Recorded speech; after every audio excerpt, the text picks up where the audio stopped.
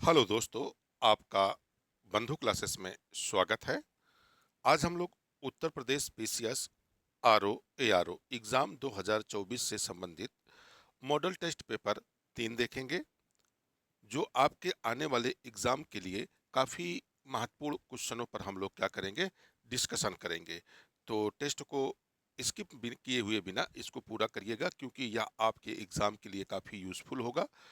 तो अगर दोस्तों आप चैनल पर नए जुड़ रहे हो तो चैनल को सब्सक्राइब करिएगा और बेल आइकन का बटन प्रेस कर लीजिएगा।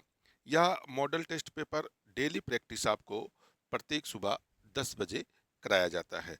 तो आप इस टेस्ट से जुड़ना ना भूलें और अपने साथियों को भी जोड़ें, क्योंकि यह टेस्ट आपके एग्जाम की दृष्टिकोण से काफ़ी महत्वपूर्ण होने वाला है। तो शुरू करते हैं आज के टेस्ट मॉडल टेस्ट 3 का पहला प्रश्न देखते हैं।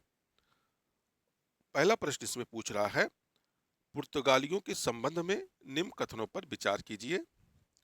पहला कथन है, अल्फांसो डी अल्बुकर्क ने ब्लू वाटर पॉलिसी की नीति अपनाई। दूसरा कथन है, फ्रांसिस्को दी अल्मीडा ने 1510 ईस्वी में बीजापुर के आदिल शाही सुल्तान से गोवा जीत लिया था। उपरोक्त में से कौन सा या से कथन सही है? आपको बताना है। केवल एक, केवल दो, एक और दो दोनों, ना तो एक और ना ही दो। तो आपका सही उत्तर क्या होगा?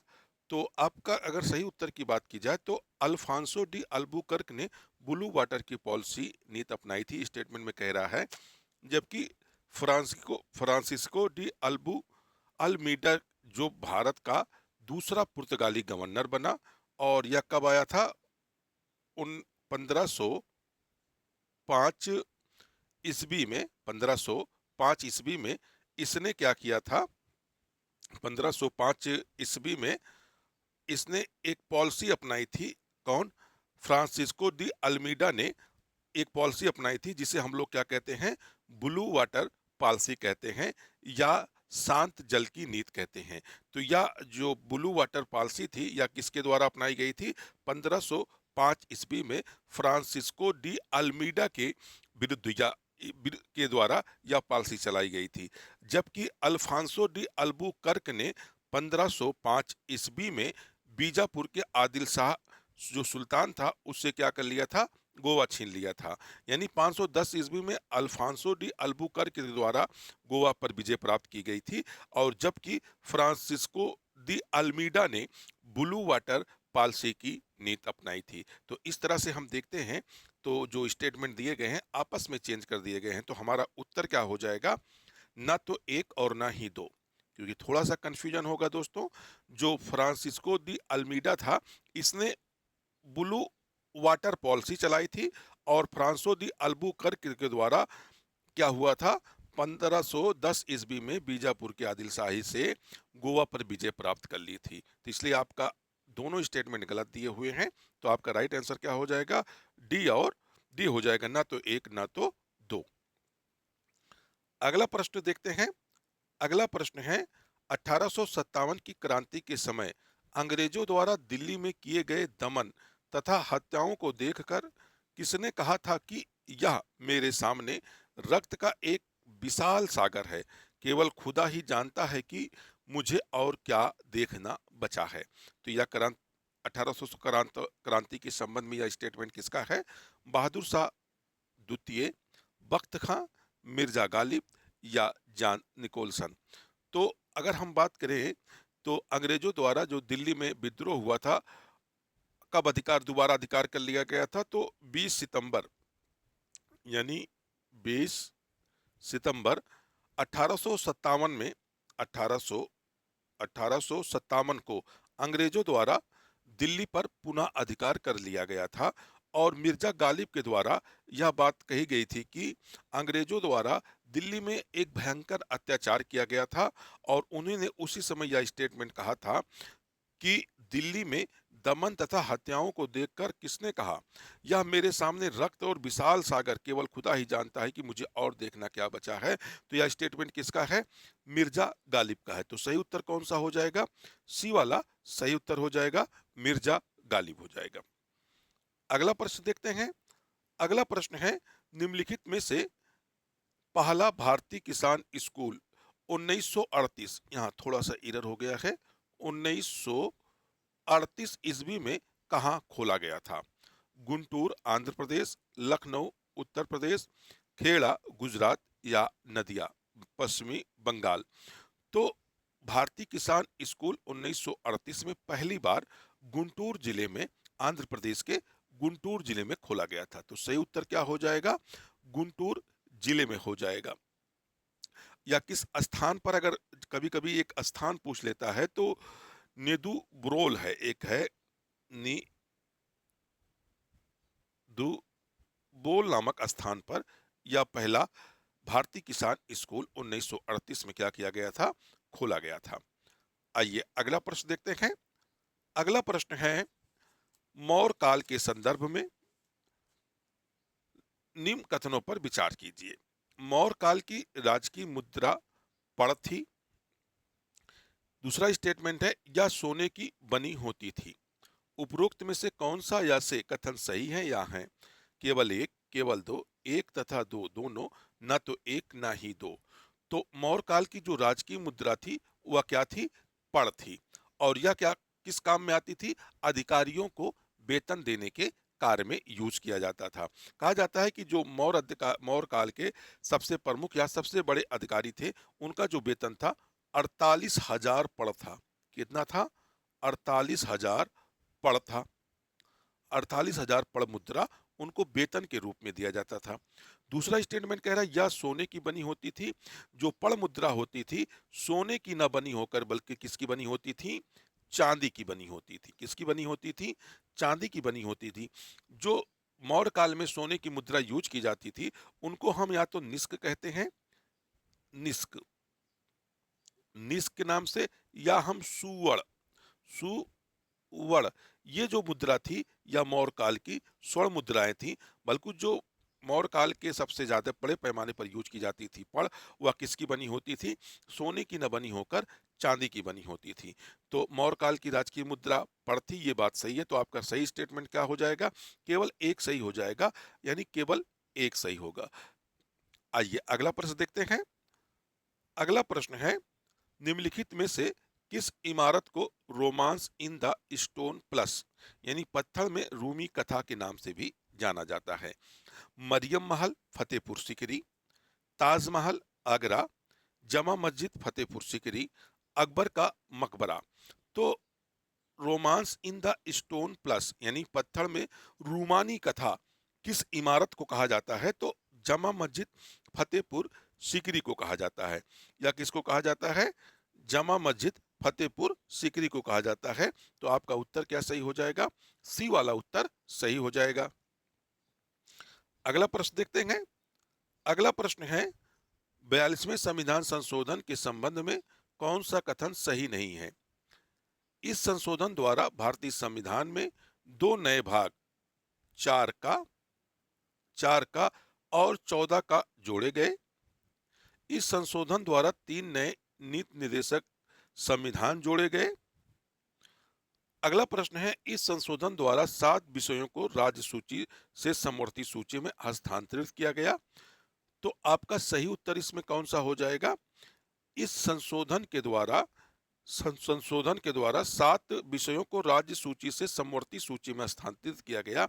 यही वाला आपका स्टेटमेंट गलत हो जाएगा, क्योंकि अगर हम 42वें संविधान संशोधन की बात कर लें तो 42वां संविधान संशोधन अधिनियम 1976 में लाया गया था। इसे लघु संविधान के नाम से भी जानते हैं। और इसी के द्वारा लोकसभा और विधानसभा के कार्यकाल को क्या किया गया था? 5 वर्ष से बढ़ाकर 6 वर्ष कर दिया गया था। और संविधान के नीति निर्देशक तत्वों में नए 3 नीति निर्देशक तत्व 39A, 43A, 48A जोड़े गए थे। तथा 5 विषयों को, कितने? तथा 5 विषयों को क्या किया गया था? राज्य सूची से हटाकर समवर्ती सूची में शामिल किया गया था। तो इस तरह से क्या सही हो जाएगा? आपका स्टेटमेंट सी वाला गलत हो जाएगा। 7 न होकर 5 विषयों को राज्य सूची से समवर्ती सूची में हस्तांतरित किया गया था। आइए अगला प्रश्न देखते हैं। अगला प्रश्न है, निम्नलिखित कथनों पर विचार कीजिए। पश्चिमी घाट की तुलना में पूर्वी घाट अधिक ऊंचा है। दूसरा स्टेटमेंट है, पश्चिमी घाट की ऊंचाई उत्तर से दक्षिण की तरफ बढ़ती चली जाती है। तो उपरोक्त में से कौन सा या से कथन सही है? तो आपका सही उत्तर बताना है केवल एक, केवल दो, एक तथा दो दोनों, न तो एक और ना ही दो। तो पहला स्टेटमेंट कह रहा है कि पश्चिमी घाट की तुलना में पूर्वी घाट अधिक ऊंचा है। तो पूर्वी घाट की तुलना में पश्चिमी घाट अधिक ऊंचा है और अविरलित है। तो पश्चिमी घाट की तुलना में पूर्वी घाट की तुलना में क्या है, पश्चिमी की तुलना में पूर्वी घाट अधिक ऊंचा, नहीं तो ये उल्टा स्टेटमेंट आपको दे दिया गया है। जबकि पूर्वी घाट की तुलना में पश्चिमी घाट क्या है, अधिक ऊंचा है। इसी कारण आप देखते होंगे जब पश्चिमी घाट में अधिक वर्षा होती है और जिसके कारण क्या होता है, पश्चिमी घाट में अधिक जैव विविधता का भी विस्तार देखा गया है। इसी कारण पश्चिमी घाट को क्या क्या कहा गया है। यहीं पर आप देखेंगे एक साइलेंट वैली है जो केरल में है, जो पूरे जैव विविधता में सर्वाधिक जैव विविधता यहीं पर पाई जाती है। अगला स्टेटमेंट है, पश्चिमी घाट की ऊंचाई उत्तर से दक्षिण की तरफ क्या करती है, बढ़ती चली जाती है। तो क्या होती है, इसमें क्या होगा, जो इसकी औसतन ऊंचाई की अगर हम बात करें तो 1500 मीटर है, जो कि उत्तर से दक्षिण की तरफ बढ़ती चली जाती है। तो आपका सही स्टेटमेंट क्या हो जाएगा, दो वाला आपका सही स्टेटमेंट हो जाएगा। पहला क्या होगा, गलत होगा, क्योंकि पूर्वी घाट अधिक ऊंचा ना होकर पश्चिमी घाट अधिक ऊंचा है। जबकि पश्चिमी घाट की जो ऊंचाई है वह उत्तर से दक्षिण की तरफ क्या करती है, बढ़ती चली जाती है। अगर इसकी औसत ऊंचाई की हम लोग बात करें तो इसकी औसत ऊंचाई कितनी है, 1500 मीटर है। तो आपका सही उत्तर क्या होगा, बी वाला सही उत्तर हो जाएगा। अगला प्रश्न देखते हैं। अगला प्रश्न है, दुर्गापुर लौह इस्पात संयंत्र के संबंध में कौन सा कथन सही नहीं है? आपको सही नहीं है, ये वाला कथन बताना है। इस संयंत्र की स्थापना 1959 ईस्वी में जर्मनी के सहयोग से की गई थी। इस संयंत्र को लौह अयस्क छोटा नागपुर पठार तथा ओडिशा से प्राप्त होता है। इस संयंत्र को कोयला झरिया और रानीगंज से प्राप्त होता है। इस संयंत्र को जल दामोदर नदी से प्राप्त होता है। तो आपका सही उत्तर होगा ए वाला, क्योंकि जो दुर्गापुर लौह इस्पात संयंत्र है इसकी स्थापना पश्चिमी बंगाल में की गई है। कहां पर की गई है, पश्चिमी बंगाल में की गई है। और 1959 में इसका जो किसके सहयोग से की गई है, ब्रिटेन के सहयोग से की गई है। तो ब्रिटेन के सहयोग से की गई है, लेकिन क्वेश्चन में आपसे कह रहा है जर्मनी के सहयोग से की गई है। कब की गई है, 1959 में, या संयंत्र के दुर्गापुर लौह इस्पात संयंत्र की क्या की गई थी, स्थापना की गई थी। कहां पर, पश्चिमी बंगाल में ब्रिटेन के सहयोग से यह स्थापना की गई थी। अगर इसके लौह प्राप्ति की कभी कभी लोग पूछते हैं तो छोटा नागपुर और उड़ीसा से यह लौह प्राप्त करता है, जबकि कोयला झरिया और रानीगंज से प्राप्त करता है। और इसका जो जल आपूर्ति होती है वह दामोदर नदी के द्वारा की जाती है। तो आपका उत्तर क्या सही हो जाएगा, ए वाला सही उत्तर होगा। अगला प्रश्न देखते हैं। अगला प्रश्न है, ऐसे बंदरगाह या पत्तन जो समुद्र तट से दूर स्थल प्लस खंड के भीतर स्थित होते हैं परंतु नदी अथवा नहर द्वारा समुद्र से जुड़े हैं, कहलाते हैं बाह्य पत्तन, पैकेट स्टेशन, आंतरिक पत्तन या खुला सागरी बंदरगाह। तो आपका सही उत्तर क्या हो जाएगा, इसका जो उत्तर होगा, आपको उत्तर क्या सही हो जाएगा, इसमें सी वाला हो जाएगा, आंतरिक बंदरगाह कहते हैं। तो क्या कहते हैं, आंतरिक बंदरगाह कहते हैं। ऐसे पत्तन जो समुद्र तट से दूर स्थल खंड के भीतर स्थित होते हैं परंतु नदी अथवा नहर द्वारा समुद्र से जुड़े होते हैं, आंतरिक बंदरगाह या पत्तन कहलाते हैं। अगर इसके एग्जाम्पल की बात की जाए तो ऐसे कौन से विश्व में पत्तनगाह हैं जो आंतरिक पत्तनगाह हैं? पहला तो मैनचेस्टर ब्रिटेन और दूसरा भारत का कोलकाता ऐसे बंदरगाहों का एग्जाम्पल है। तो आइए अगला प्रश्न देखते हैं। अगला प्रश्न है, निम्नलिखित में से कौन से अवयव प्रकाश संश्लेषण के लिए आवश्यक हैं? कूट के माध्यम से सही उत्तर का चयन कीजिए। ऑक्सीजन, जल, कार्बन डाइऑक्साइड या सूर्य का प्रकाश। तो कूट के माध्यम से आपको उत्तर देना है। 1, 2 और 3 सही है, 1, 3 और 4 सही है, 2 और 4 सही है, 2, 3 और 4 सही है। तो प्रकाश संश्लेषण के लिए कौन से तत्व आवश्यक होते हैं? वह जल की आपूर्ति होनी चाहिए, कार्बन डाइऑक्साइड की आपूर्ति होनी चाहिए और सूर्य के प्रकाश के माध्यम से पौधे क्या करते हैं? प्रकाश संश्लेषण क्रिया के द्वारा अपने भोजन का निर्माण करते हैं और इसी प्रकाश संश्लेषण के माध्यम से पौधों के द्वारा कार्बन डाइऑक्साइड ग्रहण की जाती है और ऑक्सीजन का क्या किया जाता है? ऑक्सीजन मुक्त की जाती है। तो प्रकाश संश्लेषण के लिए ऑक्सीजन आवश्यक तत्व नहीं है। तो हमारा उत्तर क्या बन जाएगा? 2, 3 और 4 हो जाएगा। सही उत्तर क्या होगा?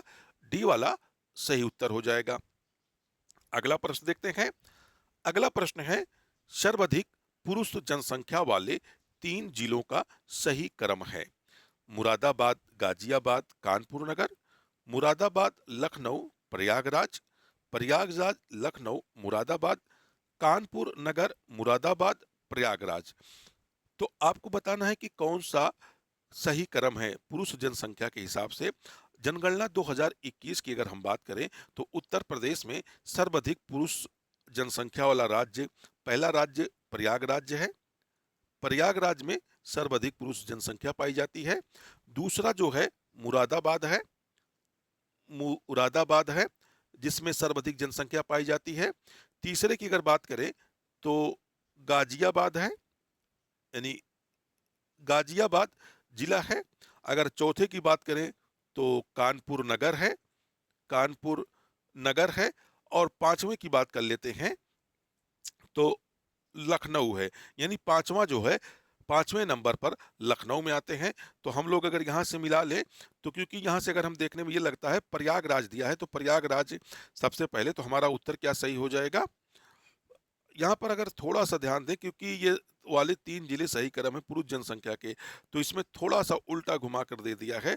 अगर हम यहाँ से थोड़ा सा देख लेते हैं तो प्रयागराज में सर्वाधिक है, उसके बाद मुरादाबाद में है, प्रयागराज आपका होना चाहिए, यहाँ विकल्प थोड़ा सा मिस्टेक दिया हुआ है। तो हम देख लेते हैं मुरादाबाद पहले है, गाजियाबाद है और कानपुर नगर है। तो यहाँ पे देखते हैं मुरादाबाद है, गाजियाबाद है, कानपुर है। तो हमारा उत्तर क्या सही हो जाएगा? ए वाला सही हो जाएगा। क्योंकि अगर यहाँ क्रम को देख रहे हैं तो क्योंकि प्रयागराज के बाद लखनऊ आ रहा है तो लखनऊ चौथे नंबर पर है, पांचवें नंबर पर है। तो इसलिए हमारा सही उत्तर क्या होगा? मुरादाबाद, गाजियाबाद और कानपुर नगर। क्योंकि मुरादाबाद में दूसरे नंबर है जो सर्वाधिक पुरुष जनसंख्या पाई जाती है, उसके बाद गाजियाबाद तीसरे नंबर पर है और कानपुर नगर जो है चौथे नंबर में जब पुरुष जनसंख्या के मामले पर उत्तर प्रदेश में है। अगला प्रश्न देखते हैं। अगला प्रश्न है, अगला भी प्रश्न काफी महत्वपूर्ण होगा क्योंकि अगर आरओ यारो देना है तो उत्तर प्रदेश जनसंख्या, उत्तर प्रदेश स्पेशल पे भी हम लोगों को ध्यान देना है। निम्नलिखित में से सर्वाधिक लिंग अनुपात वाला जिला है। देवरिया, आजमगढ़, बागपत, हमीर। तो जनगणना 2011 के अनुसार अगर हम लोग बात करें तो देवरिया जो है इसका लिंगानुपात कितना है? 1000 में 1017 लिंगानुपात है इसका।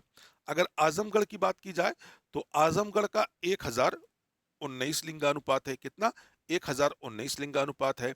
उसी तरह से बागपत की अगर बात करें तो बागपत का जो लिंगानुपात है 861 है। कितना है? 861 है। वहीं हमीरपुर के लिंगानुपात की अगर बात की जाए तो 861 इसका भी जनगणना 2011 के अनुसार लिंगानुपात है। तो इसमें पूछा है कि सर्वाधिक लिंगा अनुपात वाला जिला कौन सा है, तो कौन सा हो जाएगा? आजमगढ़ हो जाएगा। आजमगढ़ में 1000 पर 1019 लिंगानुपात वाला है। तो आइए अगला प्रश्न देखते हैं। अगला प्रश्न है, उत्तर प्रदेश जनगणना 2011 के संदर्भ में निम्नलिखित कथनों पर विचार कीजिए। उत्तर प्रदेश में नगरीय शिशु लिंगा अनुपात 885 है। सर्वाधिक नगरीय शिशु लिंगा अनुपात वाला जिला गाजियाबाद है। सही कथन या कथनों का चयन करें। केवल एक सही है, केवल दो सही है, एक तथा दो दोनों सही हैं, ना तो एक ना ही दो सही है। तो आपका सही उत्तर इसमें क्या हो जाएगा? आपका उत्तर हो जाएगा बी वाला उत्तर सही हो जाएगा। इसमें केवल क्या है, एक दो सही है, क्योंकि भारत का जो नगरी शिशु लिंगानुपात है कौन सा है?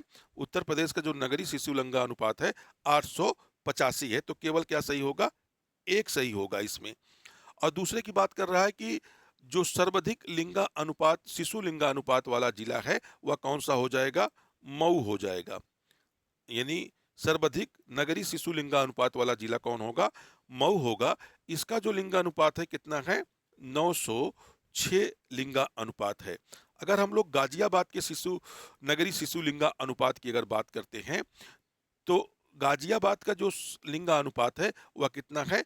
848 है। कितना है? 848 है। तो उत्तर प्रदेश में सर्वाधिक नगरी शिशु लिंगानुपात वाला जिला कौन सा है? मऊ है। और उत्तर प्रदेश का नगरी शिशु लिंगानुपात कितना है? 885 है। और कभी कभी ग्रामीण भी पूछ सकता है, तो ग्रामीण लिंगानुपात कितना है? तो ग्रामीण की अगर हम लोग बात करें तो 906 है। कितना है? 906 जो है ग्रामीण शिशु लिंगा अनुपात है। आइए अगले प्रश्न पर बात करते हैं। और अगला प्रश्न है, निम्नलिखित कथनों पर विचार करें। जनगणना 2011 के अनुसार उत्तर प्रदेश में अनुसूचित जाति का लिंगानुपात 900 है। अनुसूचित जातियों में सर्वाधिक लिंगा अनुपात आजमगढ़ जिले का है। सही कथन या कथनों का चयन करें। तो अगर हम लोग बात करते हैं, किसकी बात करते हैं? जनगणना 2011 के अनुसार उत्तर प्रदेश में अनुसूचित जाति का जो लिंगा अनुपात है, अनुसूचित जाति का जो लिंगा अनुपात है कितना है? 907 है। कितना है? 900 ना होकर 907 है। अनुसूचित जातियों में सर्वाधिक लिंगानुपात आदमगढ़ जिले का है। तो यह क्या है? सही है। तो आपका सही उत्तर क्या हो जाएगा? बी वाला सही उत्तर हो जाएगा। केवल दो सही है, क्योंकि जनगणना 11 के अनुसार उत्तर प्रदेश में अनुसूचित जाति का जो लिंगानुपात है 900 ना होकर 907 है। और अनुसूचित जातियों में सर्वाधिक जो लिंगानुपात है वह किस जिले में है? आजमगढ़ जिले में है। अगला प्रश्न देखते हैं। अगला प्रश्न है, उत्तर प्रदेश के उन्नाव जिले में कौन सा अभ्यारण्य स्थित है? तो उन्नाव जिले में कौन सा जब अभ्यारण्य स्थित है?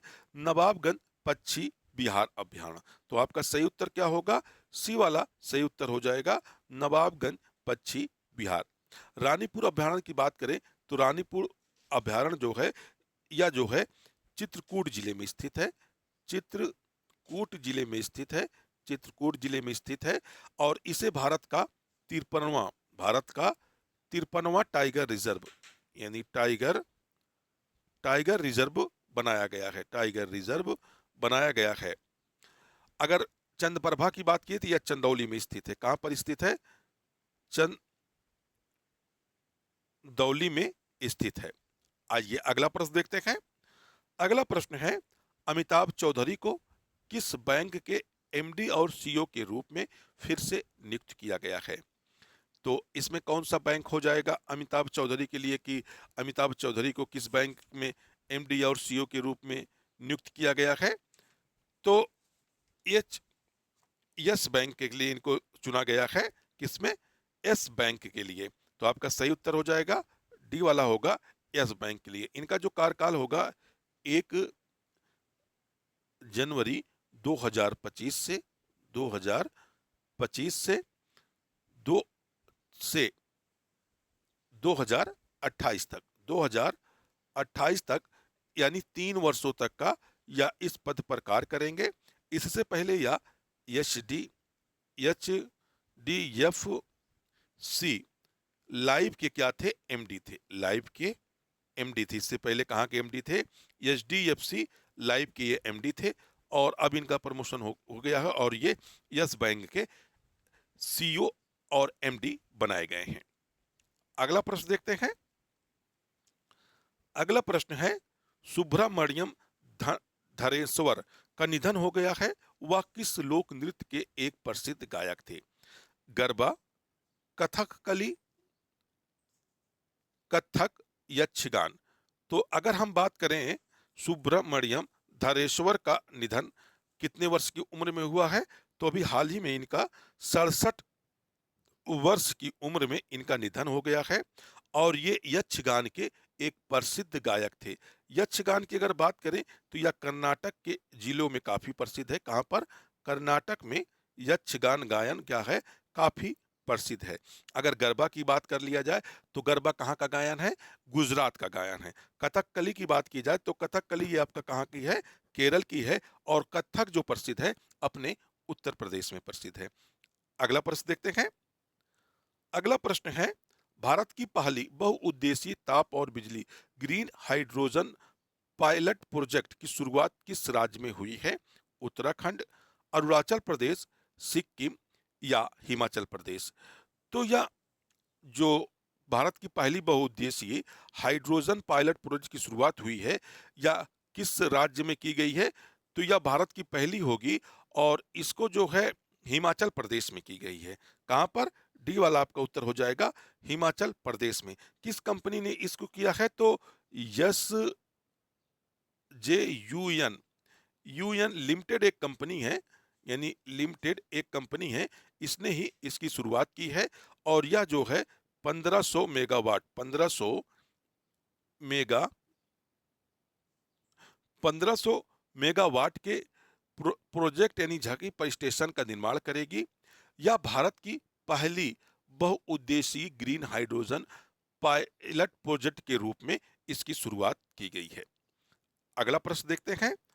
अगला प्रश्न है, जेरेमिया मानेल्ले को हाल ही में किस देश के प्रधानमंत्री के रूप में नियुक्त किया गया है? मालदीव, सोलोमन द्वीप, सिंगापुर, नमीबिया? तो जेरेमिया मानेल्ले को हाल ही में सोलोमन द्वीप का नया प्रधानमंत्री नियुक्त किया गया है। अगर सोलोमन द्वीप की बात की जाए तो यह जो है दक्षिण प्रशांत सागर में स्थित है। कहां पर? दक्षिण प्रशांत दक्षिण प्रशांत महासागर में स्थित है। महासागर में स्थित है।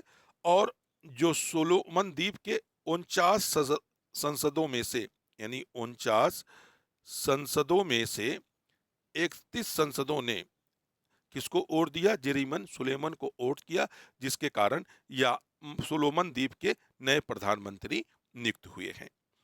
अगला प्रश्न देखते हैं। और अगला प्रश्न है, एनपीसीआई इंटरनेशनल पेमेंट लिमिटेड ने यूपीआई जैसी सेवाओं के लिए किस अफ्रीकी देश के साथ समझौता किया है? दक्षिण अफ्रीका, घना, श्रीलंकन या नमीबिया? तो हाल ही में एनपीसी इंटरनेशनल पेमेंट लिमिटेड ने नमीबिया में कैशलेस पेमेंट को बढ़ावा देने के लिए यूपीआई जैसी सेवाओं के साथ नमीबिया से क्या किया है? नमीबिया की बैंक से समझौता किया है। तो उत्तर क्या होगा आपका? डी वाला उत्तर सही हो जाएगा, नमीबिया हो जाएगा। तो दोस्तों, अगर आपको यह वीडियो अच्छा लग रहा हो तो वीडियो को लाइक और शेयर जरूर करिएगा। चैनल पर नए जुड़े हो तो चैनल को सब्सक्राइब कर लीजिएगा, बेल आइकन का बटन भी प्रेस करिएगा। फिर मिलते हैं इसी समय इसी टाइम। जब तक के लिए धन्यवाद। जय हिंद दोस्तों।